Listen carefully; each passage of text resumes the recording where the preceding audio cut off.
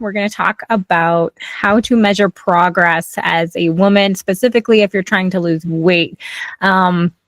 We're going to talk about the scale. We're going to talk about BMI. We're going to talk about some other things. We'll touch on just kind of what's going on in your body as a woman as you lose weight, and just kind of how should we be measuring progress and how should we be thinking about it, and what is the best way to go about doing that. And so I know it can be kind of tough as a woman, and we'll talk about, why that is and why we can be so frustrated with the scale.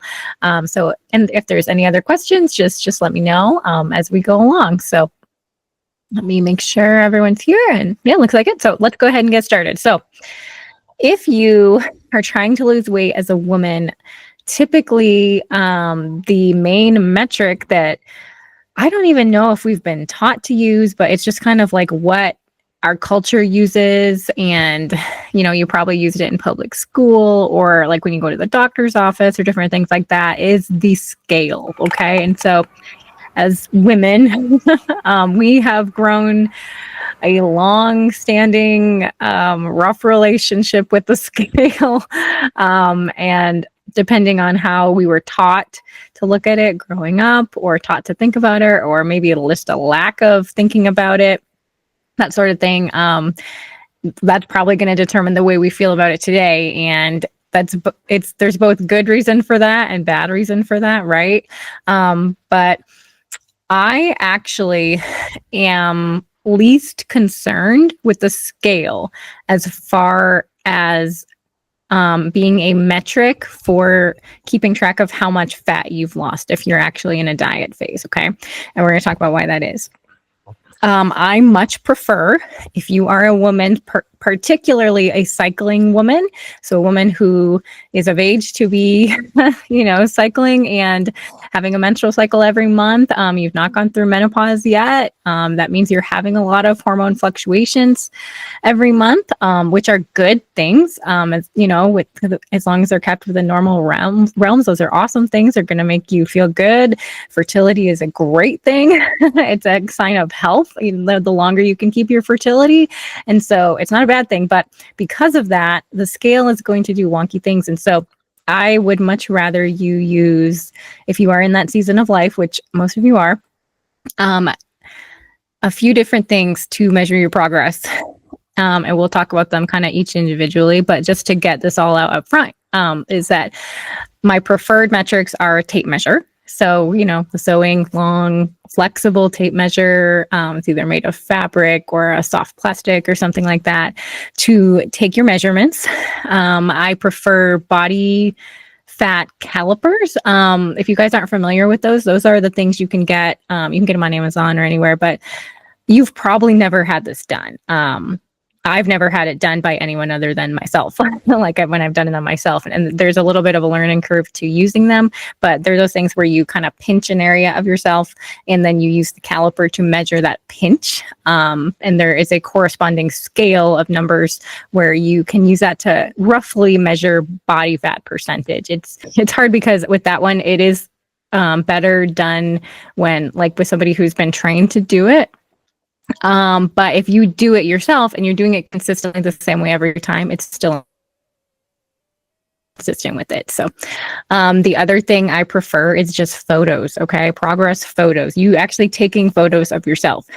And that can be however dressed or undressed you want to do it. And it doesn't even have to be like to anyone to hold you accountable, but just so you can see the progress that you've made.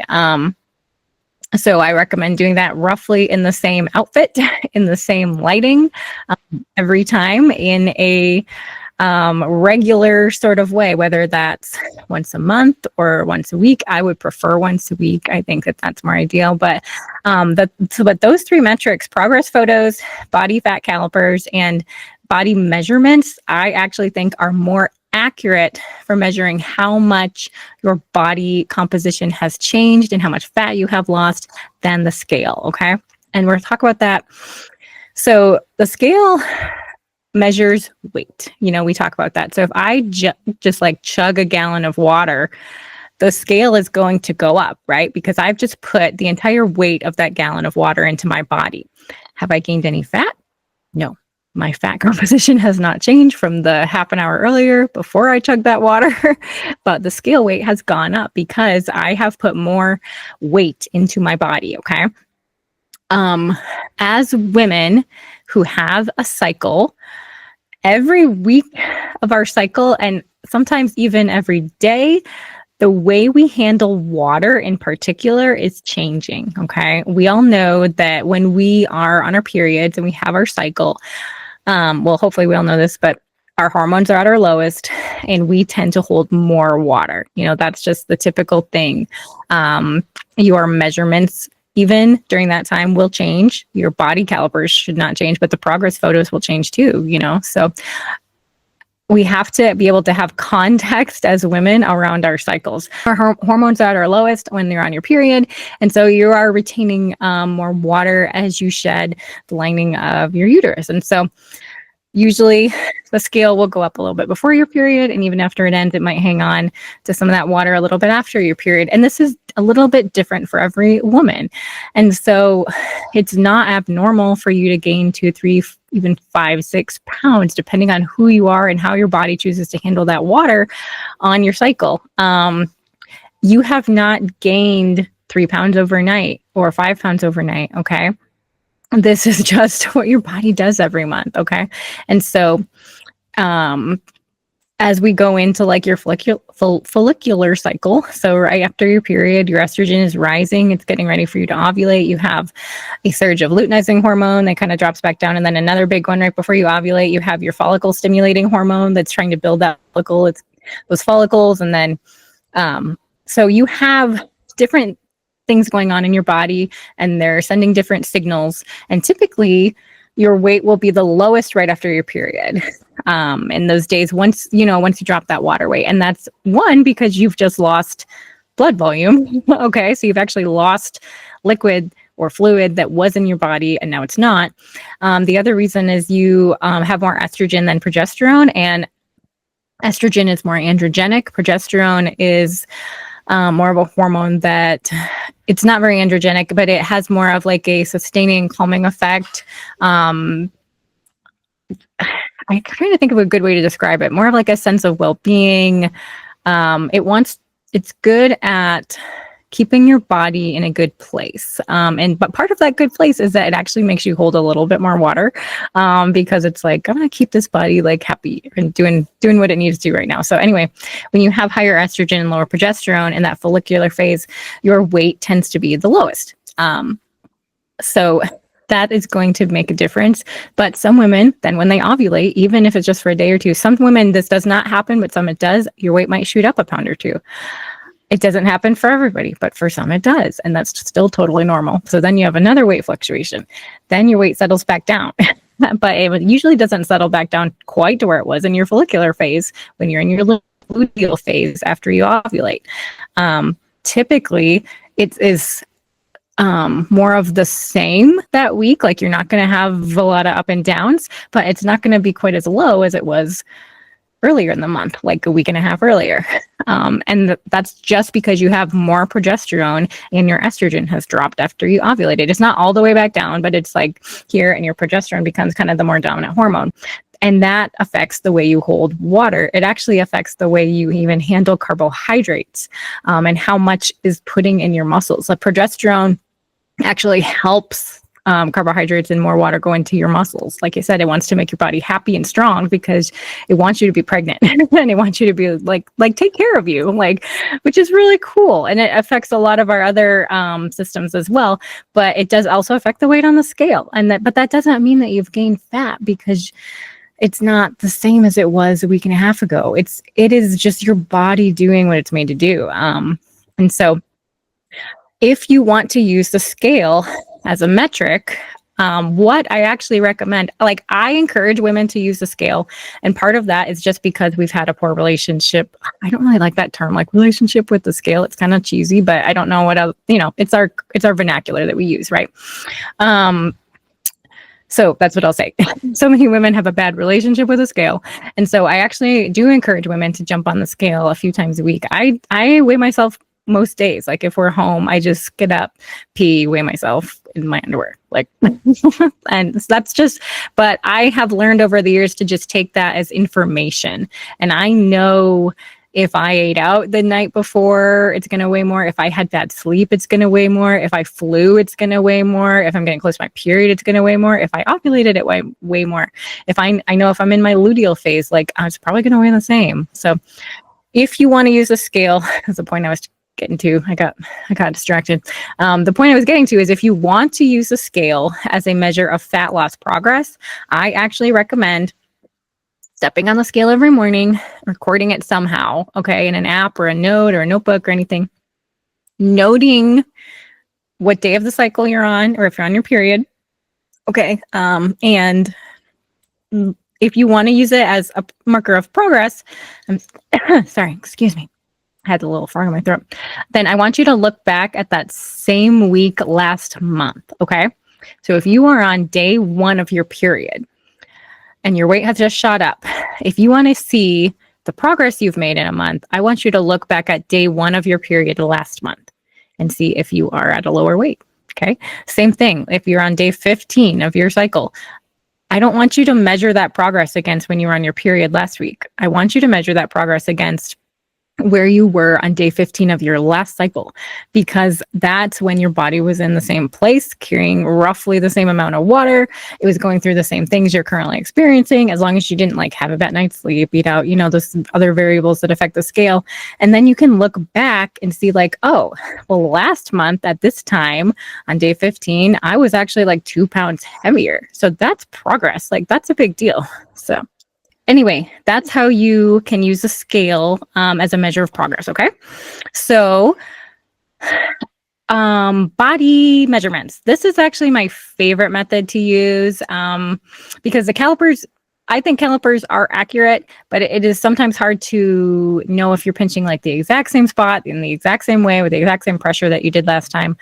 I have been keeping track of my body measurements for the last 4 years or so, and the measurements I do is I do a flexed arm, I do around my bust, I do my chest measurement, like when you're measuring for a bra, you know how you go around back and measure up here, and I measure my bust, I measure my natural waist, I measure my belly button, okay, because that's different than your natural waist, and then I measure, I call it like upper hips, but it's kind of like panty line, it's kind of where your underwear sits. It's not your hips, but it's also lower than your belly button.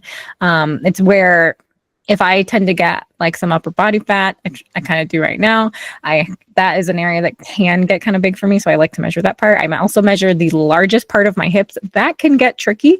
But if you get in the habit of it, you kind of learn where that is on you, and you want to measure along the largest part of your hips with that tape measure. And then I measure each thigh as well.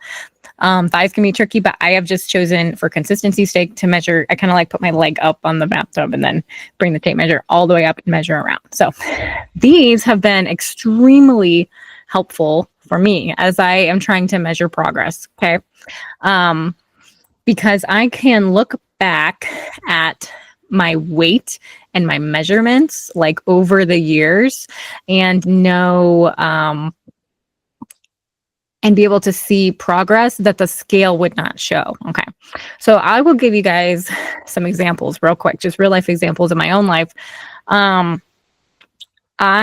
weigh now, and I just started trying to like lose some weight. Justin and I are kind of doing it together over the next few months because we both like gained a little bit on purpose over the last 6, 7, 8 months. We're kind of in a muscle building phase. And so we just kind of let our bodies do what they do over the winter and put on some muscle mass. And now we're kind of losing some weight before it's summertime. So anyway, so I took all my measurements a couple of days ago. And I was able to see the mass that I have put on and also where my waist used to be is very, very different than the places it used to be at even a lower weight. So my measurements are actually better now at one of the highest weights I've ever been at. Okay. I weigh more now than I've ever weighed, like not pregnant, like not quite, but I'm getting up there. I'm only like 7 pounds weight. So this is definitely the most I have weighed and had this grade of measurements. Okay.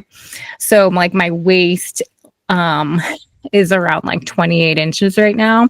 And that's the smallest it's ever been at this weight by far, like by inches. I have been this weight before. Probably the last time I was this weight was a few years ago, and my waist was over 30 inches. So I'm like incredibly happy with that. I can see that, like, oh my goodness, I've put on muscle mass.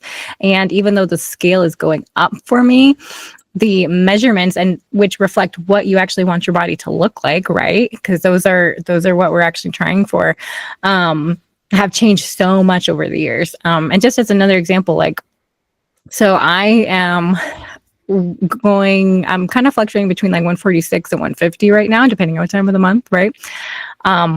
And my friend Amanda, actually Coach Amanda, who's also at High Calling now, she is the same height as I am. We're both 5'2" as I do. She also does stay smaller in general, like leaner than I do. But she has never weighed, basically she feels like really big right now, and she weighed like 127 or 128 or something, like most recently. And I was like, oh my goodness, I weigh like 20 more than you. And we do look different because I'm more muscular, but neither one of us look bad. Does that make sense? Like, because I have just put on more muscle than she does, and she's a bikini competitor in bodybuilding, so she doesn't even want to get that big. She wants to be strong and healthy, but she actually for her division, she would lose if she put on a lot of muscle mass. Okay. But the weight on the scale would be like, is very, very different for those two same height people. You guys have probably heard of this before, of like people who start lifting weights and they go down like 5 or 6 pant sizes, but their weight on the scale stays almost the same. Like, that's because they have lost fat and they have gained muscle. And if you only went by the metric of the scale, you would think that you had made zero progress. But the measurements around your waist and the way your clothes fit are completely different even in the ways that you had to buy new clothes. So I really recommend body measurements. I also really like progress photos. Those are really should all be going for. It's what we want our body to look like, right? Like, it shouldn't really matter what the scale says, as long as we like how we look and we like how we feel. So those are my two real favorite things. And then you can get body fat calipers if you just want another kind of measurement, and you kind of like to see it go down. I do caliper measurements, but I actually do, my favorite is the measurements with the tape measure, and then taking progress photos. Those are my favorites. BMI is reliable for some people. But if you are training and putting on muscle mass, it kind of quickly goes out the window. And that's because of the whole scale weight thing. It's because if you are actually putting on lean tissue, your body fat is going to go down and your weight is going to maybe stay the same, or it might even go up a little bit, but you're going to look better. BMI is made for the average American. And once you start training for any sustained amount of time, you are not the average American anymore. You have now become above average. I would say you are doing the ideal. And so you cannot use BMI to address how healthy you are necessarily anymore. Now, if you just started training or you don't have much muscle mass, you can kind of use it for a little bit, but I would much rather have you aim for like a certain waist measurement or a certain hip measurement or a certain pant size, like for you as a woman, a certain body fat percentage. So let's talk about that real quick, body fat percentage. Because a lot of women have asked us this, what is the ideal kind of body fat percentage for a woman? And I would say 20, even 19, probably 19 to 23% is what I would say. Most women look and feel like are very happy with how they look and are very happy with how they feel right around 20%. How do you know when you're 20%? Can be a little tricky. I would recommend the body fat calipers. There are some calculations online.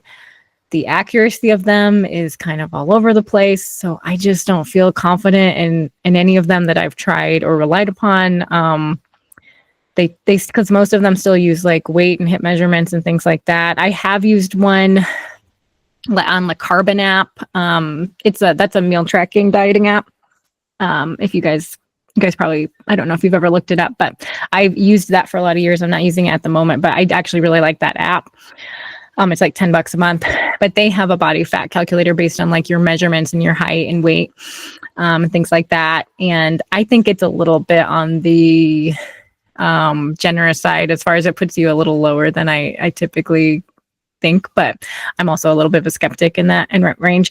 I actually would just like to look at your progress photos, and look up people online, say like, what does a 20% body fat woman look like, as far as just her physique and things like that. But even that is going to be individual, you guys. And so if you guys want to consult with us, or you want an better idea, totally contact me, or go schedule a consult on like the High Calling page. But it can be kind of hard to tell exactly when you're 20%. And I will say, like, abs don't necessarily mean that. Like, bicep veins don't necessarily mean that. It is different for everyone and how you lean out, because you can't just lean out from a specific area, and everyone leans out a little bit differently. For some, it comes off like your arms first, or your belly first, or your thighs first, or your butt first, or somewhere else first, unfortunately, sometimes. And so it's different for everyone. And some women are going to have abs at like 23% body fat, and some women won't even have abs at like 14% body fat, and they'd have to go even lower than that. And so we can't even take like abs as like a necessary measure for every woman. We are unique. Where our muscles insert are different. How big they are different. How lean we get in different areas first are different. My arms get crazy lean before anything comes off my lower body. And so like from here up, I look great. And down there, it's like, come on guys, let's get something that's moving. So it's just unique. And so those are the ways that I would start tracking your progress if you are trying to lose weight, or if you want to embark on that. It is more accurate for you as a woman. And again, I do advocate for us getting on the scale so that we can learn to use it just as metric, just as weight, just so we can see that number and it cannot phase us and not ruin our day and not bother us anymore. It's just weight. And there are lots of things that can affect weight on the scale. Again, like I mentioned earlier, the eating out, the flying, the other things. And for some women, it's different, so get to know your body, get to know what makes your weight go up, and different things like that. So